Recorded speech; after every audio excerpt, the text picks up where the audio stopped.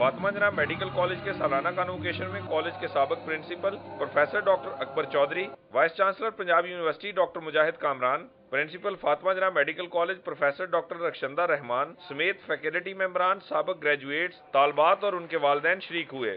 Professor doctor Rukhshanda رحمان نے سال 2010 کی میڈیکل گریجویٹ سے دکھی انسانیت کی خدمت کا حلف لیا۔ پروفیسر ڈاکٹر رخشندہ رحمان نے کہا کہ 1948 میں بانی پاکستان قائد اعظم محمد علی جناح نے مادر ملت فاطمہ جناح کے نام سے اس کالج کے قیام کی منظوری دی تاکہ خواتین کو طبی تعلیم دی جا سکے۔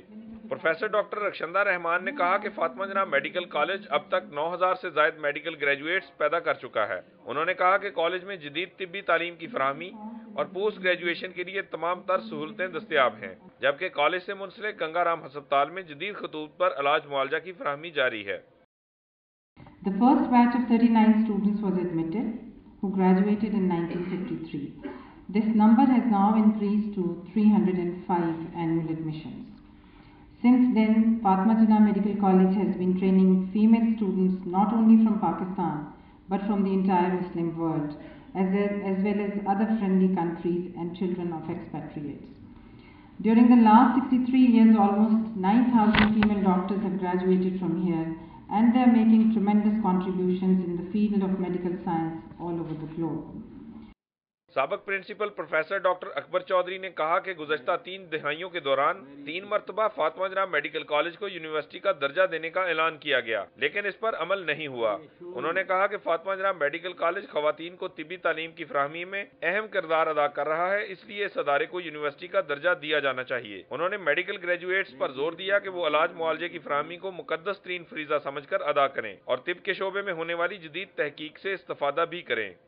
ایک جان کو بچایا، گویا اس نے ساری کائنات کو بچایا. And you could see the importance of this service. یہ عبادت ہے، اس کو آپ جس طرح سے مرضی، آپ نیت کی بات ہے صرف. اگر آپ کہیں گے کہ آپ کو صرف پیسہ ہی ملے، پیسہ تو آپ کو جو قسمت میں وہ ملے گا، لیکن اگر آپ اس نیت سے اس پیشنٹ کو دیکھیں گے، اس کسی پیشنٹ کو ٹریٹ کریں گے تو وہ ثواب ہے.